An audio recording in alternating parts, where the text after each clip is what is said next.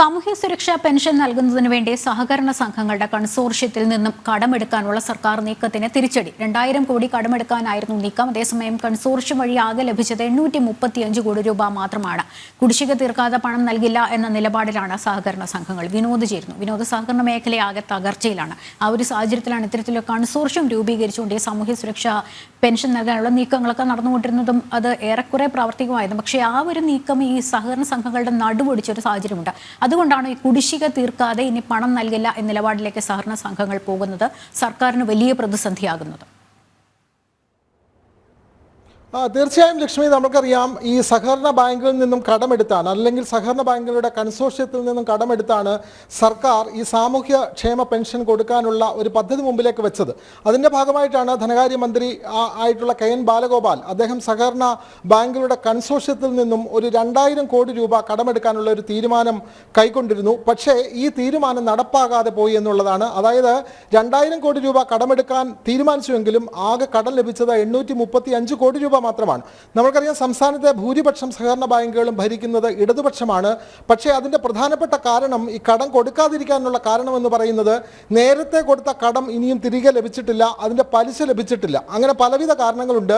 അതുമാത്രമല്ല, പുതുതായി എടുക്കുന്ന 2000 കോടി രൂപയ്ക്ക് കൂടിയ നിരക്കിൽ പലിശ നൽകാം എന്നുള്ളൊരു വാഗ്ദാനം കൂടി സർക്കാർ മുമ്പിലേക്ക് വച്ചിരുന്നു. പക്ഷേ സഹകരണ ബാങ്കുകൾ, പ്രത്യേകിച്ചും നല്ല സാമ്പത്തിക പിൻബലമുള്ള സഹകരണ ബാങ്കുകൾ കടം കൊടുക്കാൻ വിമുഖത കാട്ടുകയാണ്. കാരണം സർക്കാർ ഈ കടമെടുത്ത പണമൊന്നും തിരികെ നൽകുന്നില്ല. അതുകൊണ്ട് സഹകരണ ബാങ്കുകളുടെ പ്രവർത്തനം പോലും മന്ദീഭവിക്കുന്ന ഒരു സാഹചര്യമുണ്ട്. അതുകൊണ്ട് 2000 കോടി രൂപ കടമെടുക്കാൻ തീരുമാനിച്ചുവെങ്കിലും 835 കോടി രൂപ മാത്രമാണ് ലഭിച്ചത്. അതുകൊണ്ട് സംഭവിക്കുന്നത് സർക്കാരിന് ഇനിയും 5 മാസത്തെ ക്ഷേമ പെൻഷനുകൾ കൊടുക്കാനുണ്ട്. അത് കൊടുക്കുക എന്നുള്ളത് വലിയ വെല്ലുവിളി തന്നെയാണ്.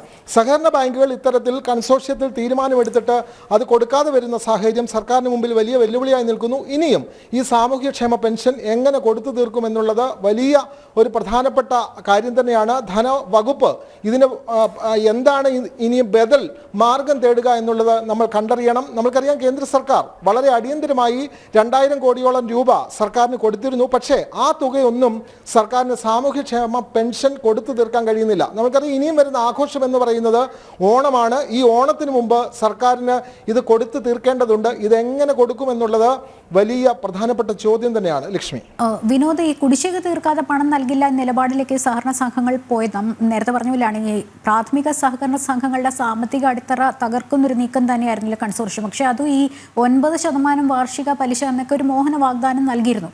ഇതിപ്പോൾ ഈ തുക കുടിശ്ശിക തീർക്കാതെ പണം നൽകില്ല എന്ന് പറയുമ്പോൾ ഈ പലിശയെങ്കിലും ലഭിക്കുന്നുണ്ടോ, കൊടുക്കുന്നുണ്ടോ എന്നുള്ളത് അറിയാൻ സാധിക്കുന്നുണ്ടോ? അല്ല, അങ്ങനെ ലഭിക്കുന്നില്ല. കാരണം സർക്കാർ എന്ന് പറയുന്നത്, നമ്മൾക്കറിയാം സർക്കാർ എന്ന് പറയുന്ന വളരെ വിശ്വസ്തമായ ഒരു മേഖലയാണ്. മറ്റൊരു പ്രൈവറ്റ് ബാങ്കിന് കൊടുക്കുന്നത് പോലെയൊന്നുമല്ല. സർക്കാരിന് കൊടുത്താൽ അതെന്തെങ്കിലും തിരികെ കിട്ടും എന്നുള്ള വാഗ്ദാനവും ഉറപ്പുമൊക്കെ ഉണ്ട്. അത് നഷ്ടപ്പെടുകയില്ല എന്നുള്ള ഉറപ്പുണ്ട്. പക്ഷേ അങ്ങനെ വിചാരിച്ചിട്ട് കാര്യമില്ലല്ലോ. സഹകരണ ബാങ്കിന് കൃത്യമായി കൊടുക്കുന്ന കടം കൃത്യമായ കാലയളവിൽ മടക്കി ലഭിക്കേണ്ടതുണ്ട്. കാരണം അവിടുത്തെ സഹകാരികൾക്ക് അവർക്ക് വായ്പ നൽകേണ്ടതുണ്ട്. സഹകരണ ബാങ്കിൻ്റെ പ്രവർത്തനം മുമ്പിലേക്ക് കൊണ്ടുപോകാൻ ഈ പണം ആവശ്യമുണ്ട്. ആ പണമാണ് സർക്കാർ ഒരു പ്രത്യേക കാലയളവിൽ കടമായി വാങ്ങുന്നത്. കടമായി വാങ്ങുന്ന തുക പ്രത്യേക കാലയളവിൽ തിരികെ നൽകാൻ കഴിയുന്നില്ല എന്ന് മാത്രമല്ല, അതിൻ്റെ പലിശ പോലും കൃത്യമായി കൊടുക്കാൻ സർക്കാരിന് പോലും കഴിയാതെ വരുന്നു. അങ്ങനെ വരുമ്പോൾ സഹകരണ ബാങ്കിൻ്റെ പ്രവർത്തനം പോലും തടസ്സപ്പെടുന്നു, അവരുടെ വിശ്വാസ്യത തന്നെ നഷ്ടപ്പെടുന്നു. അതുകൊണ്ടാണ് സഹകരണ ബാങ്കുകളിൽ ഭൂരിപക്ഷവും കടം കൊടുക്കാൻ തയ്യാറാവുന്നില്ല, സർക്കാരിന് കടം കൊടുക്കാൻ തയ്യാറാവുന്നില്ല. അതിൻ്റെ പ്രധാന കാരണം അവർക്ക് കടം തീർക്കാൻ കഴിയുന്നില്ല, പലിശ നൽകാൻ കഴിയുന്നില്ല. ഇത് തന്നെയാണ് പ്രധാനപ്പെട്ട തടസ്സം. ശരി, വിനോദാണ് വിവരങ്ങൾ നൽകിയത്.